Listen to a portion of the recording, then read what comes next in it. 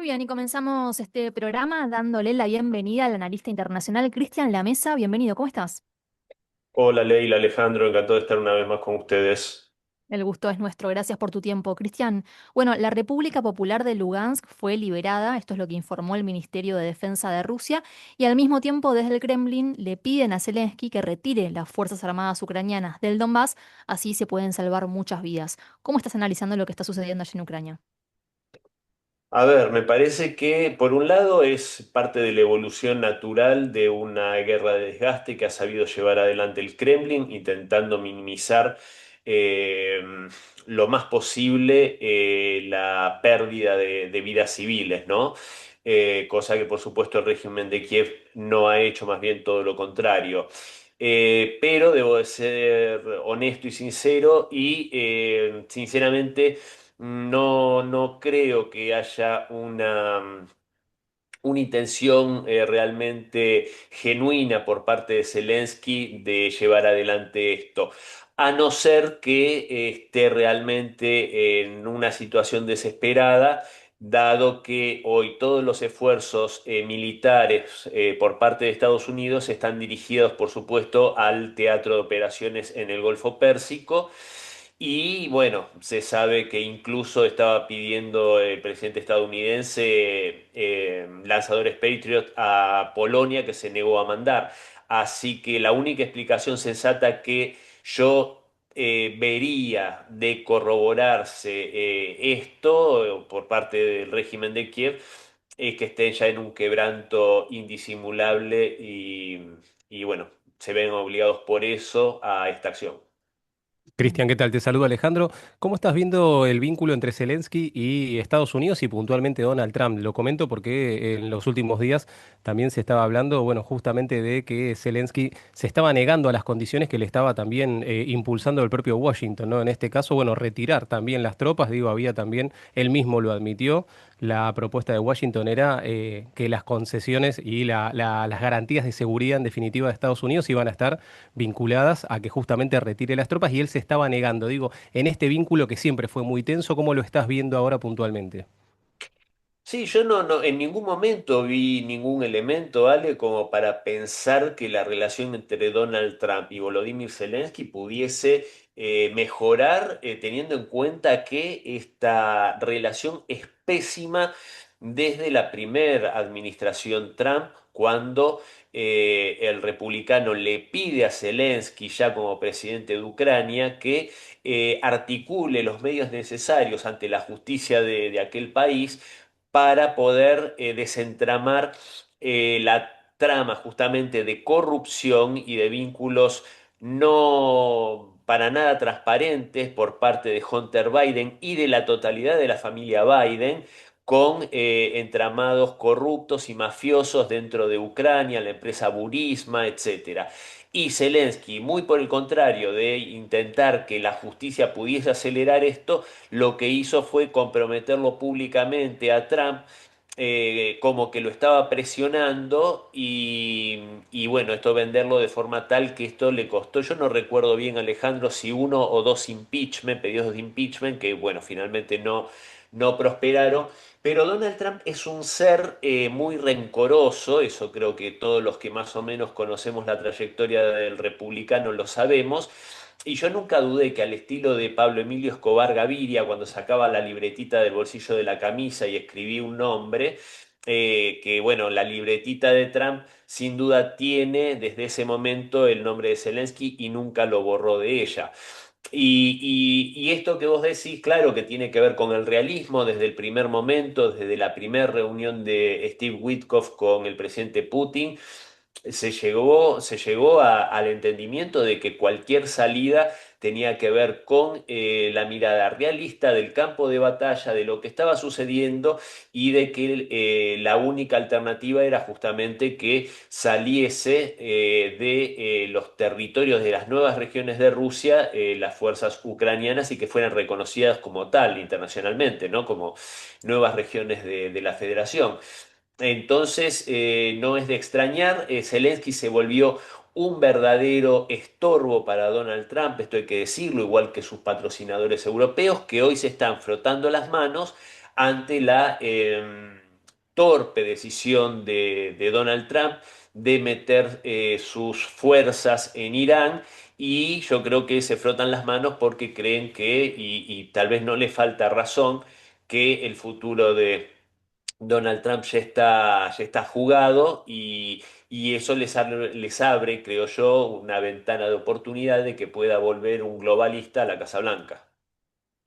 Cristian, Zelensky estuvo de gira por Medio Oriente, quiere evidentemente involucrar a las monarquías del Golfo en el conflicto ucraniano. ¿Cómo analizas esa movida, no? Porque mientras está pidiendo, por favor, paquetes de ayuda y armamento a Europa y a Estados Unidos, al mismo tiempo quiere intercambiar con las monarquías del Golfo justamente armamento. ¿Qué lectura haces de eso?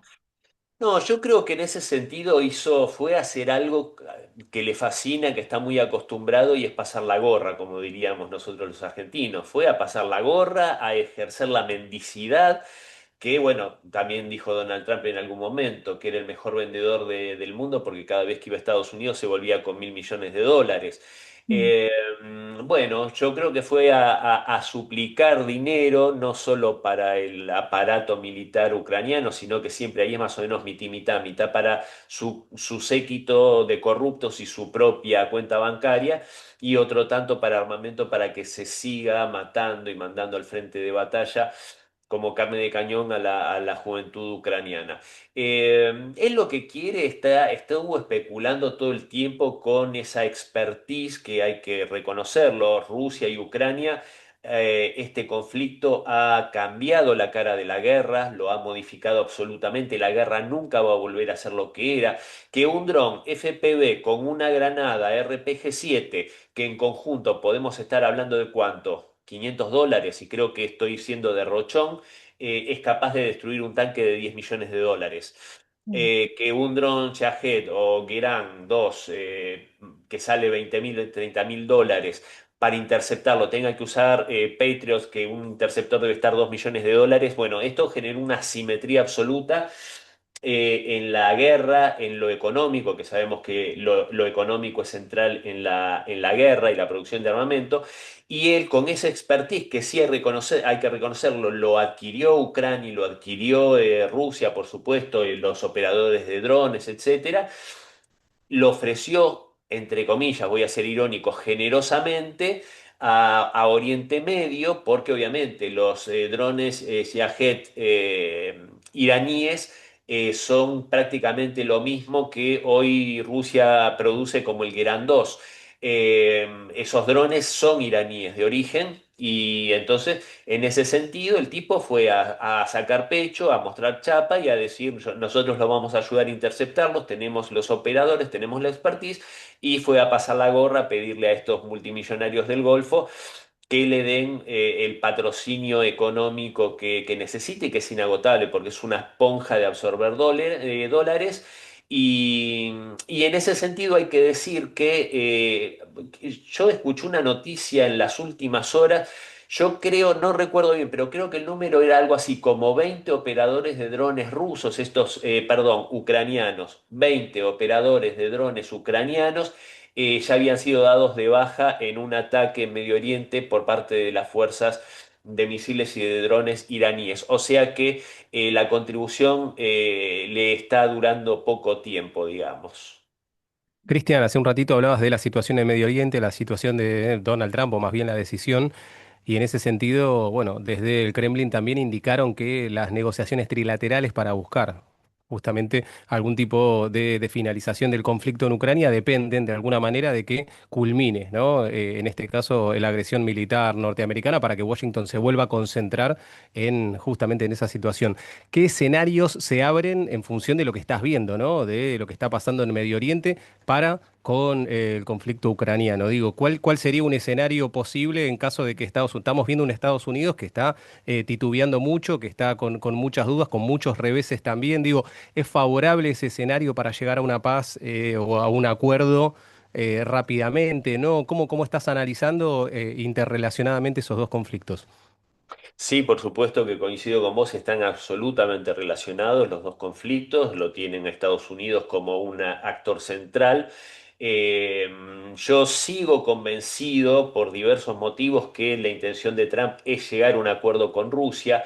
Lo que modificó absolutamente el panorama es que yo creo que la confianza que puede tener Rusia en la administración Trump se ha deteriorado mucho. Yo creo que el perjuicio reputacional que se ha autoinfligido Donald Trump, él mismo como figura política, y que le ha infligido a Steve Witkoff, que era una persona que para el Kremlin era intachable, creo que eso va a pasar factura. Yo creo que el Kremlin va a buscar pisar sobre, no seguro, sobre muy seguro. No va a confiar, yo no digo que no va a confiar en nada, pero sí va a hilar muy fino y va a intentar tener que nada pueda quedar en el aire. Porque, repito, Donald Trump demostró que por lo menos es débil y torpe, porque se dejó arrastrar por un informe del Mossad elevado por David Barnea, el director del Mossad, que decía que una acción rápida, concreta, iba a hacer que el régimen de Irán se cayera por sí mismo, y con esa información falsa, o por lo menos no del todo veraz, logró Netanyahu meterlo a Trump en esta guerra, y como para abrazarlo fuerte y saltar juntos al precipicio por parte de Netanyahu, se ocupó de en el primer día asesinar al líder supremo. Esto obviamente para el presidente Putin no va a ser algo que pase desapercibido. Irán es un aliado. Hace pocas horas el canciller Lavrov calificó a Irán en una rueda de prensa con medios franceses, calificó a Irán de socio estratégico. No es poca cosa. Entonces, yo sinceramente creo que todavía podemos tener la esperanza de que llegue a buen puerto, pero repito, el daño reputacional no es poco. Y lo que sí es positivo para el Kremlin, que eso yo creo que deben estar tomando muy buena nota, es que Estados Unidos de esto sale muchísimo más debilitado. Que yo ya en otros encuentros con ustedes yo había mencionado que Donald Trump tomaba un Estados Unidos muy debilitado en casi todos los ítems, y con esto Estados Unidos se debilita aún más. ¿Quién puede creer que el Gerald Ford, el portaaviones más importante del mundo, más grande, más maravilloso y más dorado y más precioso, como dice Donald Trump, por un incendio en una lavadora va a estar, ahora dicen, 1 año y medio o 2 años en un dique seco por reparaciones Claro. en Croacia? No, evidentemente a Irán está recibiendo mucho castigo, pero también los sopapos le están cayendo por todos lados, no solo Israel, sino Estados Unidos también, y esto es muestra de esa debilidad que mencionaba. Entonces, eso sí es algo que me parece muy interesante, muy importante, de lo que debe estar tomando muy buena nota, no solo el Kremlin, sino también Beijing. Clarísimo, como siempre, un lujo escucharte, Cristian, gracias. Gracias a ustedes, chicos, un abrazo. Hasta la próxima, un abrazo para vos. Pasaba el analista internacional Cristian Lamesa. Séptimo piso, donde los puntos de vista